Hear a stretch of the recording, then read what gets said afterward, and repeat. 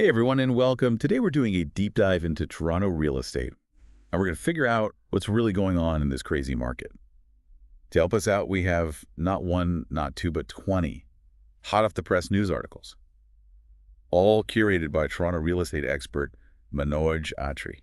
Manoj has really got his finger on the pulse. This is going to be fascinating. Okay, so let's jump right in. Is it a buyer's market or a seller's market right now in Toronto?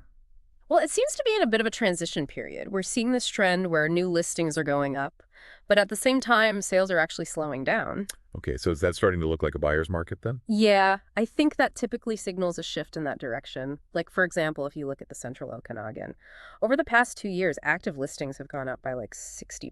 Wow, 60%. That's huge.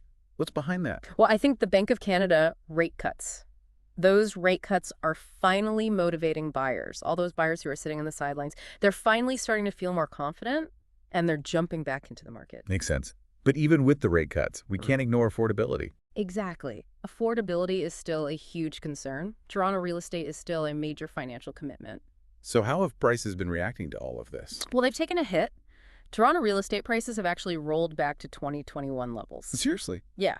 Since the peak back in March of 2022, prices have dropped 19.3%. So close to a crash. Basically, some analysts would say that's nearing a technical crash. A crash is usually defined as a 20% drop. That's got to be making some sellers pretty nervous. Oh, for sure. But there is a little bit of hope.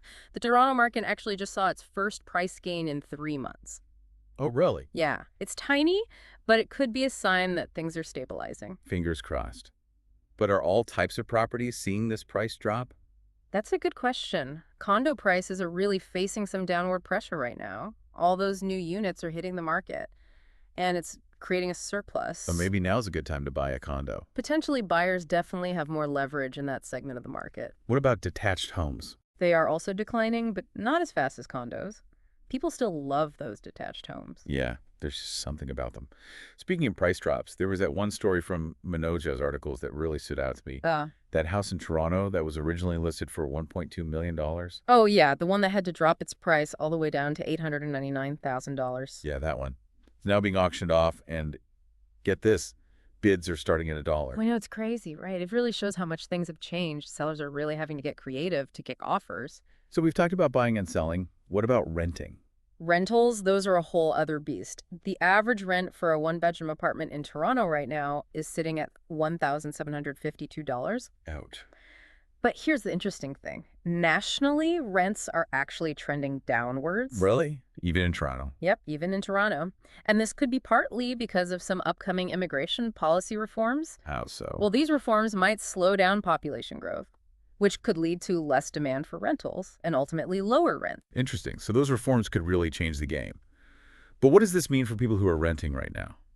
It's kind of a mixed bag, to be honest. Declining rents are obviously great, but at the same time, renters are also dealing with those rising property taxes. And we all know what that means. Yep, landlords passing on the burden to their tenants. It's tough being a renter these days. Yeah, you're caught between those declining market rents and landlords trying to make up for their own rising costs. And on top of that, we could even see landlords cutting back on maintenance and management services. Oh, man. Talk about adding insult to injury. I can't believe some of those ridiculous rules that some Toronto landlords are imposing. Oh, yeah. The one about charging tenants extra for having visitors, that's just insane. It's really tough out there for renters. High rents, rising property taxes, and some landlords trying to nickel and dime them at every turn. It's a complex situation, for sure. But let's switch gears for a second and talk about mortgages and affordability. The Bank of Canada has been issuing some warnings about this. They have. What about... Well, they're concerned about adjusting mortgage rules to try to artificially boost affordability. What's wrong with that? They're worried about the long-term risks. They're saying that extending mortgage amortization periods might seem like a quick fix, but it could actually end up costing borrowers way more in interest over the life of the loan. Didn't they give an example? Yeah, something like extending a mortgage by 5 years could end up costing an extra $50,000 in interest. That's a lot of money. It is. It's like they're saying don't be fooled by the quick fix. There's always a price to pay in the long run. So they're advocating for a more cautious approach. Exactly. And speaking of things we need to be cautious about, what about that mortgage renewal wall you mentioned earlier? Oh, yeah, that's a big one. Millions of Canadians are going to see their mortgages come up for renewal in the next couple of years. And interest rates could be way higher by then. Exactly. So what's the Bank of Canada saying about all of this? Well, they're acknowledging the risks, Yeah. but they're also predicting that households will adapt and absorb the impact. So they're not freaking out. Not yet. It really is a balancing act. It is. And this brings us to another interesting point. The fact that 5-year mortgages are so dominant in Canada. Yeah, it seems like almost everyone has one. Right. And did you know that this might actually be partly due to a law that dates back to the 1880s? To the 1880s, you're kidding. Nope. It's called the Interest Act. And it basically gives borrowers the right to repay their mortgage after 5 years with minimal penalties. So lenders are hesitant to offer longer-term mortgages Exactly. because of a law from the 1880s. Pretty much. It's a good example of how something from the past can still have a big impact on our lives today. Wow. So are you saying we should maybe reconsider longer-term mortgages in Canada?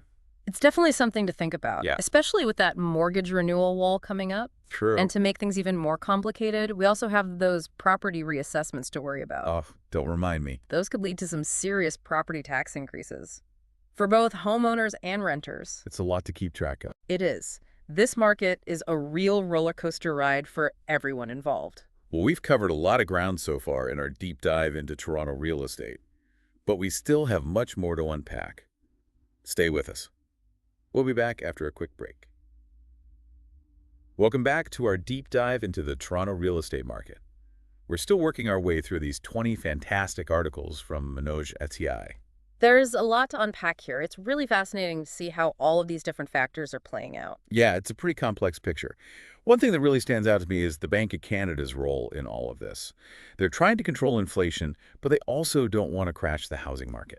It's definitely a balancing act. They need to raise rates, but they also don't want to completely destabilize things. And then you have the government tweaking mortgage rules to try to make housing more affordable.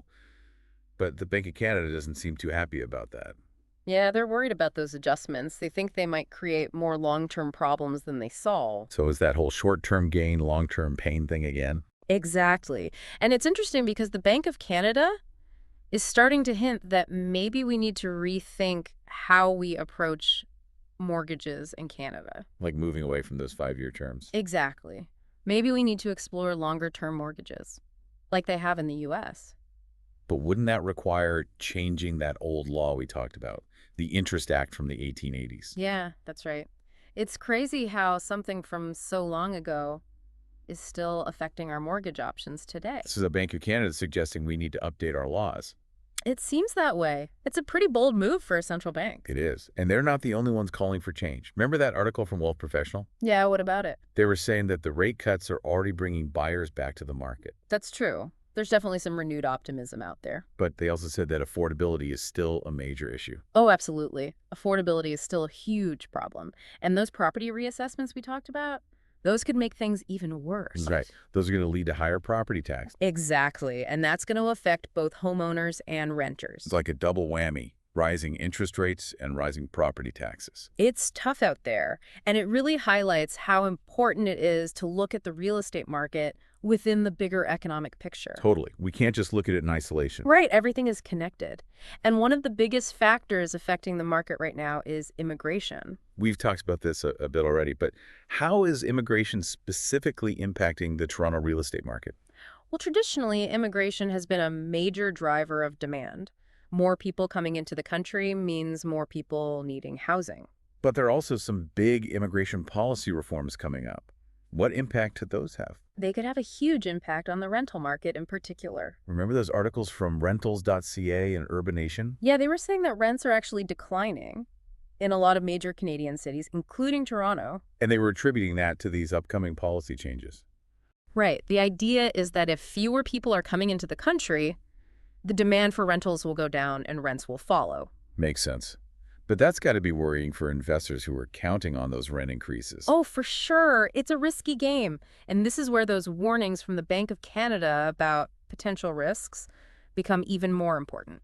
If investors start getting nervous and pulling out of the market, it could destabilize things even further. Exactly. It's all connected. It all comes back to this idea of balance. Balance between supply and demand, balance between short-term gains and long-term stability, balance between government policies and market forces. It's complicated. It is.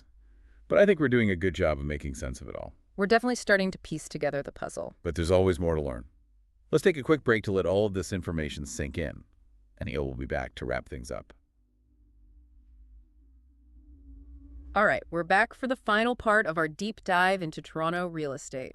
We've been going through all these great articles that Manoj Autry put together. Yeah, there's some really good stuff in here. So before we wrap things up, let's look at some of the specific examples that really bring these trends to life. I was thinking about that article about the Winnipeg Police Service Headquarters project. Oh yeah, what about it? The contractor ended up owing millions of dollars in settlement funds. Yeah, the city had to put a $28 million mortgage on the contractor's properties just to try and get some of their money back. $28 million? That's crazy. It is. It just shows how important it is to do your research. Whether you're buying, selling, or investing, you need to be careful. Absolutely. And speaking of investing, we were talking earlier about immigration and how those policy reforms could affect the rental market. Right. Some people are saying rents are going to go down, but others are saying they're going to stay high. Yeah, there's definitely some conflicting opinions out there. Like that article from Western University, they were saying that even if property taxes go down a bit, landlords are still going to raise rents. It makes sense landlords need to cover their costs. Exactly. And then you have those landlords who are trying to impose all those crazy rules.